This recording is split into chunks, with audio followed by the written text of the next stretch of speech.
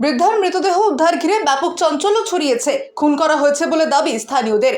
জামালপুরে সাত সকালে মৃত এক মহিলার দেহ উদ্ধার ঘিরে চাঞ্চল্য ছড়িয়েছে পূর্ব বর্ধমান জেলার জামালপুর থানার অন্তর্গত আবুঝাটি এলাকায়।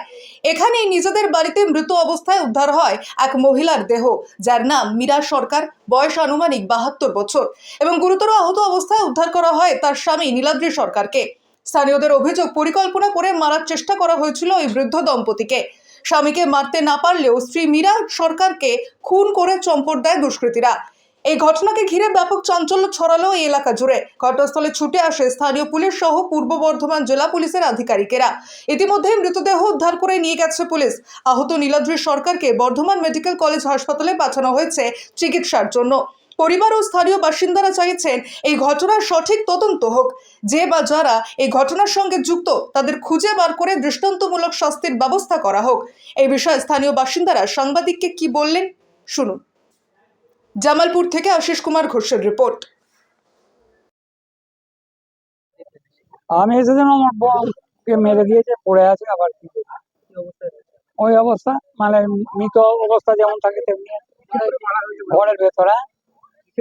একটা ওরা তো পুলিশ যেটা পেয়েছে, একটা ছাগলওয়ালা মুগুর, তাতে করে মেরেছে। আমার যতদূর মনে হচ্ছে যারা কাজটা করেছে তাদের চিনতে পেরে গেছিল আমার বোন, সেই জন্য ওকে মেরে দিল।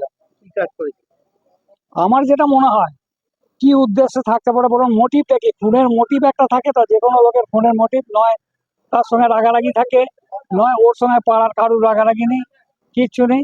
ওর খুনের মোটিভ আর বিরাট বৃত্তবান নয় যে প্রচুর টাকা পয়সা আছে, হ্যাঁ, বা গয়নাঘাটি আছে, নিয়ে চলে যাবে। এটা আমার যতদূর মনে হচ্ছে, পোস্টমর্টম না করলে বোঝা যাবে না, তো আমার মনে হচ্ছে রেপ করেছে। হ্যাঁ, ঘরের মধ্যে রক্তটা গড়িয়ে গেছে, আমি দেখলাম তো। এই 72 বছর, 72। মীরা সরকার। হ্যাঁ হ্যাঁ, আজকাল কাউকে বাদ দিচ্ছে না, জানোয়ার গুলো উঠেছে না, কাউকে বাদ দিচ্ছে না। ওইসব করতো আমার পাল্লায়। এটা কোন জায়গা? এটা আবুঝাটি। বাড়িতে কারা কারা থাকতেন? ওরা স্বামী স্ত্রী থাকতো, নীলাদ্রি সরকার আর মীরা সরকার। কালকে পাচ্ছি। হ্যাঁ, কালকে নীলাদ্রি বাড়িতে ছিল, এখন হসপিটালে জামালপুরে দিয়েছিল। হ্যাঁ, ওনাকে মেরেছে তো। ওই তো বোকামো করেছে তো, ওই বোকামো। উনি কি কাউকে চিনতে পেরেছেন? সেটাও বলতে পারছি না তো। এ চিনে ফেলেছিল, আমার বোন চিনে ফেলেছিল, যার জন্য ওকে মেরে দিলে। মানে আপনার একবার আমি শিওর। আহত হয়েছে? হ্যাঁ হ্যাঁ, ও আহত হয়েছে, ওকে জামালপুর হসপিটালে, জামালপুর থেকে ওকে বর্ধমান ট্রান্সফার করছে। উনি কি অচেতন অবস্থায় ছিলেন? না, ওর জ্ঞান ছিল। কারা কারা দেখেছেন কত? হ্যাঁ, কারা দেখেছেন কত? সেটা আমি বলতে পারবো না। আমাকে ফোন করলো, আমি বাজার করছিলাম, আমি তারপরে বাজার থেকে ঘুরে এসে আমি বাড়িতে এসে গাড়ি নিয়ে এখানে চলে এসেছি। কি সকালের দিকে হয়েছে না রাত্রে? রাত্রি হয়েছে, রাতের ঘটনা। হসপিটাল নিয়ে গেছে কখন? হসপিটাল নিয়ে গেছে তখন প্রায় 8টার সময় নিয়ে গেছে, দিয়ে এখন বর্ধমান ট্রান্সফার করে দিয়েছে, জামালপুরে হয়। কি নাম আপনার? আমার নাম স্বপন দত্ত। ঘটনাটা কি হয়েছে আমি ঠিক জানি না। সকালবেলায় ফোন করলো যে আমার ছোট পিসি কোনায় থাকে, মানে মনে মনে যাওয়া হয়েছে। ফোন করে বললো যে পিসিকে মেরে শুয়ে দিয়ে গেছে, পিসিমশাই অবস্থা খারাপ, পিসিমশাইকে মোটাই করে মেরেছে। সেই শুনে আমরা এসে দেখছি যে পিসির মানে মাথায় চোট মেরেছে একটা মুগুরের মতো লাঠি দিয়ে, দিয়ে মাথা ফাথা পেটে রক্ত হয়েছে। আমার বিছানায় শোয়ানো, মশারি খাটানো আছে, আর পিসিমশাই ওই ঘরে শুয়ে আছে। হ্যাঁ, খুন তো অবশ্যই, মার্ডার তো অবশ্যই। হ্যাঁ, পুলিশ আছে। অভিযোগ তো গোনা থেকে বলা হয়েছে যে ইনভেস্টিগেশনের জন্য ইনভেস্টিগেশন করবেন, তদন্ত করবেন।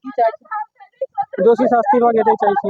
কাউকে সন্দেহ হচ্ছে না? সন্দেহ ওনাদের সঙ্গে কারো ঝগড়া অশান্তি কিছু ছিল না। কত বয়স? 75, 75। হ্যাঁ, আমার মীরা সরকার, নীলাদ্রি সরকার। উনি কাউকে চিনতে পেরেছেন?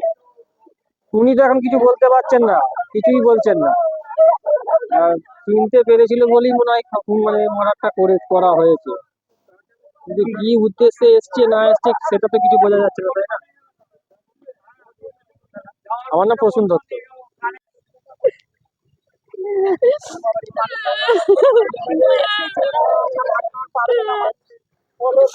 আমরা শুনে এসেছি খবর পেয়ে।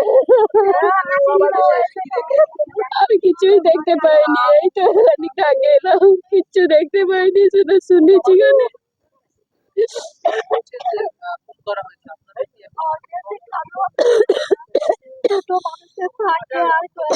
এটাকে আমার ছোট ননদ পুনে থাকে, ওখানে ফোন করেছিল, ছোট ননদ আমাকে খবর দেয়।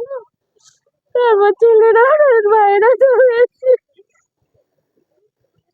কালকে বিকালেও এসেছিল ওর ভাইপোর বউ সব কত কথা বলেছে, গল্প করেছে।